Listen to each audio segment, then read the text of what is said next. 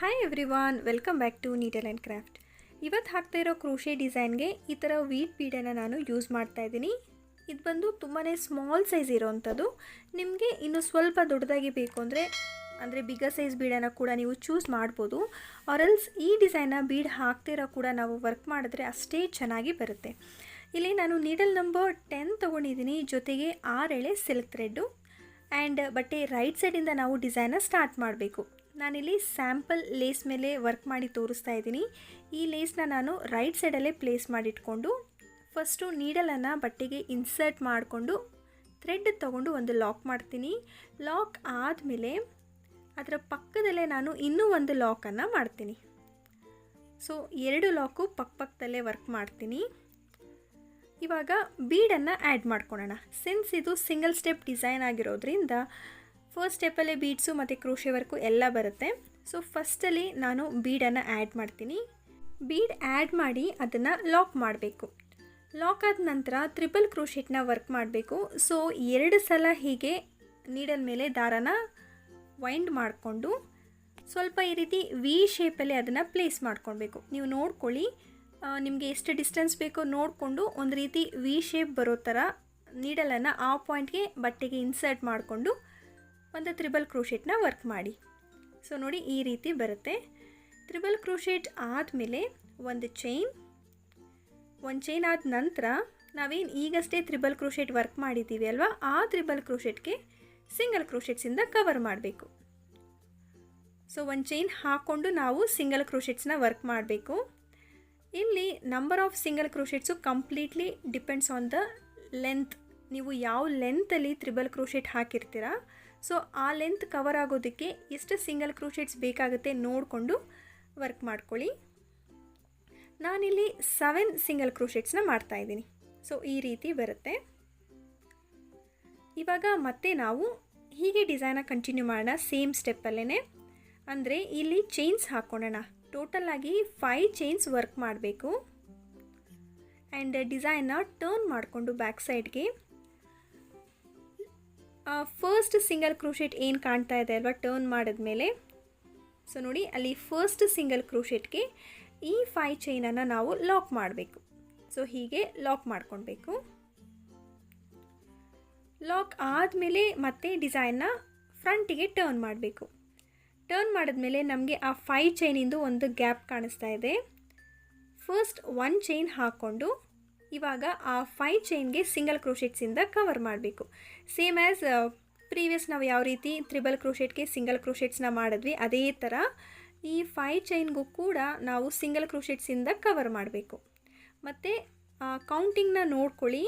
ನೀವು ತ್ರಿಬಲ್ ಕ್ರೋಶೆಟ್ಗೆ ಎಷ್ಟು single ಕ್ರೋಶೆಟ್ಸ್ನ work ಮಾಡಿರ್ತೀರ ಅಲ್ವಾ, ಅಷ್ಟೇ ನಂಬರ್ ಆಫ್ ಸಿಂಗಲ್ ಕ್ರೋಶೆಟ್ಸು ಇಲ್ಲೂ ಕೂಡ ನೀವು ಹಾಕಬೇಕು. ಸೊ ನಾನಿಲ್ಲೂ ಕೂಡ 7 ಸಿಂಗಲ್ ಕ್ರೋಶೆಟ್ಸ್ನ ವರ್ಕ್ ಮಾಡಿದ್ದೀನಿ. ಮತ್ತೆ ಚೈನ್ಸ್ ಹಾಕ್ಕೊಳ್ಳೋಣ. ಇಲ್ಲಿ 5 ಚೈನ್ನ ವರ್ಕ್ ಮಾಡ್ತೀನಿ ನಾನು ಇನ್ನೊಂದು ಸಲ. ಆ್ಯಂಡ್ ಡಿಸೈನ್ನ ಟರ್ನ್ ಮಾಡ್ಕೊಬೇಕು. ರಿವರ್ಸ್ ಮಾಡಿಕೊಂಡು ಫಸ್ಟ್ ಸಿಂಗಲ್ ಕ್ರೋಶೆಟ್ ಏನು ಕಾಣಿಸ್ತಾ ಇದೆ ಆ ಸಿಂಗಲ್ ಕ್ರೋಶೆಟ್ಗೆ ಈ 5 ಚೈನನ್ನು ಲಾಕ್ ಮಾಡಬೇಕು. ಸೊ ಲಾಕ್ ಆದಮೇಲೆ ಡಿಸೈನ್ನ ಫ್ರಂಟಿಗೆ ಟರ್ನ್ ಮಾಡ್ಕೊಳ್ಳೋಣ. ಟರ್ನ್ ಮಾಡಿ ಇಲ್ಲಿ ನಾವು ಸಿಂಗಲ್ ಕ್ರೋಶೆಟ್ಸ್ ವರ್ಕ್ ಮಾಡೋದು ಬೇಡ, ಅದಕ್ಕೂ ಮುಂಚೆ ಚೈನ್ಸ್ ಹಾಕ್ಕೊಳ್ಬೇಕು. ಯಾಕೆ ಅಂತ ನಾನು ಲಾಸ್ಟಲ್ಲಿ ಹೇಳ್ತೀನಿ. ಇಲ್ಲಿ ಮತ್ತೆ ನಾನು 5 ಚೈನ್ಸ್ ವರ್ಕ್ ಮಾಡ್ತಾಯಿದ್ದೀನಿ. 5 ಚೈನ್ ಹಾಕ್ಕೊಂಡು ಆ 5 ಚೈನ್ ಗ್ಯಾಪ್ ಏನಿದೆ ಅಲ್ವಾ, ಸೊ ಆ 5 ಚೈನ್ಗೆ ಲಾಕ್ ಮಾಡ್ತೀನಿ. ಇವಾಗ ಲಾಕ್ ಮಾಡಿರೋದನ್ನು ಫಸ್ಟ್ ಸಿಂಗಲ್ ಕ್ರೋಶೆಟ್ ಅಂತ ನಾವು ಕೌಂಟಿಂಗ್ ತೊಗೊಳ್ಬೇಕು. ಆ್ಯಂಡ್ ಮತ್ತೆ 6 ಸಿಂಗಲ್ ಕ್ರೋಶೆಟ್ನ ವರ್ಕ್ ಮಾಡ್ತೀನಿ. ನಾನು ಹೇಳಿದಾಗೆ ಲಾಕ್ ಮಾಡಿರೋದನ್ನು 1 ಸಿಂಗಲ್ ಕ್ರೋಶೆಟ್ ಅಂತ ಕೌಂಟ್ ಮಾಡಿಕೊಂಡಾಗ ಇನ್ನು ಬ್ಯಾಲೆನ್ಸ್ 6 ಸಿಂಗಲ್ ಕ್ರೋಶೆಟ್ನ ವರ್ಕ್ ಮಾಡಬೇಕಾಗತ್ತೆ. ನೋಡಿ, 3 ಕಡೆನೂ ಸೇಮ್ ಕೌಂಟಿಂಗ್ಸಲ್ಲಿ ನಾವು ವರ್ಕ್ ಮಾಡಿದಾಗ ಡಿಸೈನು ಈವನ್ ಆಗಿ ಒಂದೇ ಲೆವೆಲಲ್ಲಿ ಬರುತ್ತೆ. ಹಾಗಾಗಿ ನಾನು ಮತ್ತೆ ಹೇಳ್ತಾ ಇದ್ದೀನಿ, ಕೌಂಟಿಂಗ್ಸ್ ಅಂತೂ ಮಿಸ್ ಮಾಡೋದಕ್ಕೆ ಹೋಗಬೇಡಿ. ನೋಡಿ, ಈ ರೀತಿ ಬರುತ್ತೆ ಡಿಸೈನು. ಸೊ ತುಂಬಾ ಚೆನ್ನಾಗಿ ಎಲಿಗೆಂಟಾಗಿ ಕಾಣ್ತಾ ಇದೆ. ಸೊ ಇನ್ನು ಕಂಪ್ಲೀಟ್ ಆದಮೇಲೆ ತುಂಬಾ ಚೆನ್ನಾಗಿ ಕಾಣಿಸುತ್ತೆ. ಇವಾಗ ಏನು ಮಾಡೋಣ, ನೆಕ್ಸ್ಟ್ ಈ ಕಡೆ ಆಪೋಸಿಟ್ ಸೈಡಲ್ಲಿ ಮತ್ತೆ ಒಂದು ವೀಟ್ ಬೀಡನ್ನು ಆ್ಯಡ್ ಮಾಡೋಣ.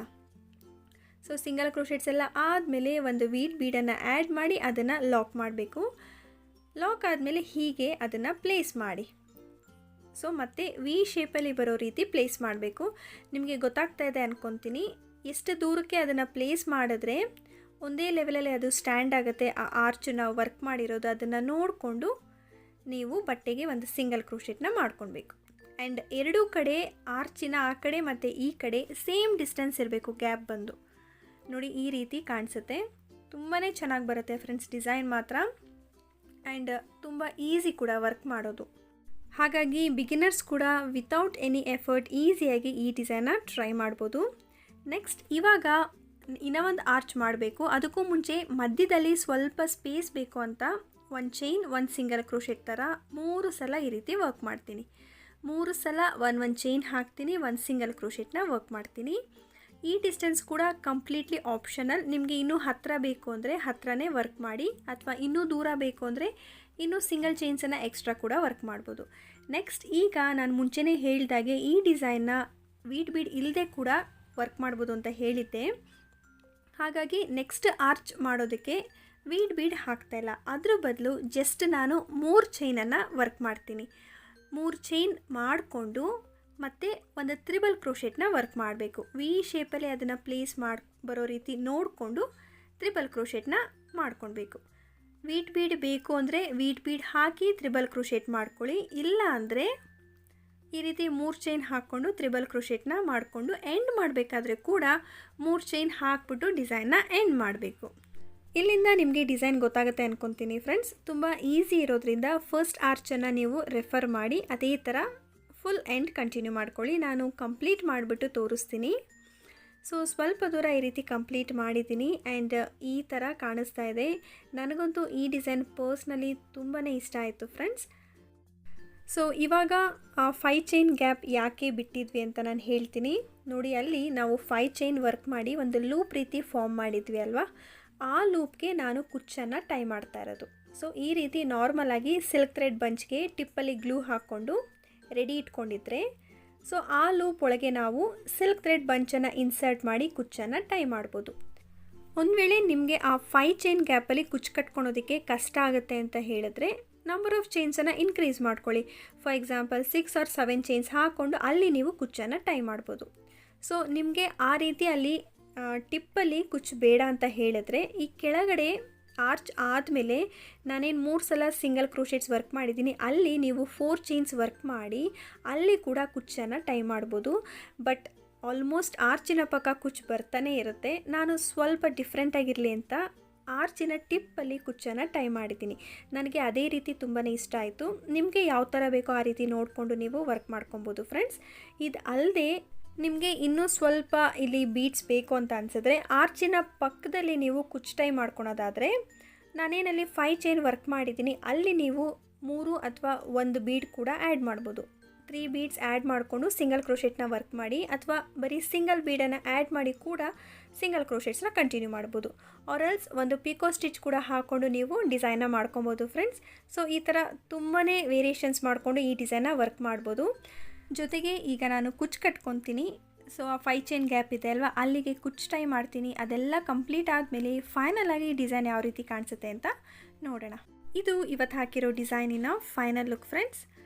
ನಾನಿಲ್ಲಿ 140 ಸ್ಟ್ರ್ಯಾಂಡ್ಸ್ ಆಫ್ ಸಿಲ್ಕ್ ಥ್ರೆಡ್ ತೊಗೊಂಡು ಕುಚ್ಚು ಕಟ್ಕೊಂಡಿದ್ದೀನಿ. ಒನ್ಸ್ ಅದು ಡಬಲ್ ಆದಾಗ 280 ಸ್ಟ್ರ್ಯಾಂಡ್ಸ್ ಆಗುತ್ತೆ.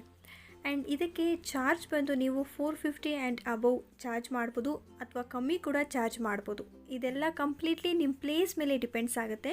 ಸಿನ್ಸ್ ಇದು ಸಿಂಗಲ್ ಸ್ಟೆಪ್ ಡಿಸೈನ್ ಆಗಿರೋದ್ರಿಂದ ಹಾಗೆ ಈಸಿಯಾಗಿ ವರ್ಕ್ ಮಾಡೋದ್ರಿಂದ ನೀವು ಈ ರೀತಿ ಚಾರ್ಜ್ ಮಾಡ್ಕೊಳ್ಬೋದು.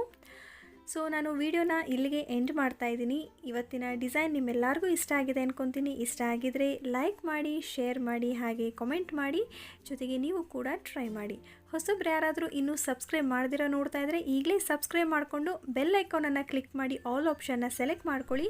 ಸೊ ನಾನು ವಿಡಿಯೋ ಹಾಕ್ದಾಗೆಲ್ಲ ನೋಟಿಫಿಕೇಷನ್ಸ್ ನಿಮಗೆ ಬರ್ತಾ ಇರುತ್ತೆ. ನೀವು ನನ್ನ ಯಾವ ವಿಡಿಯೋ ಕೂಡ ಮಿಸ್ ಮಾಡೋದಿಲ್ಲ. ನೆಕ್ಸ್ಟ್ ಇನ್ನು ಇಂಟ್ರೆಸ್ಟಿಂಗ್ ಆಗಿರೋ ಹೊಸ ವಿಡಿಯೋ ಜೊತೆಗೆ ಸಿಗ್ತೀನಿ. See you soon. Until then take care. Bye.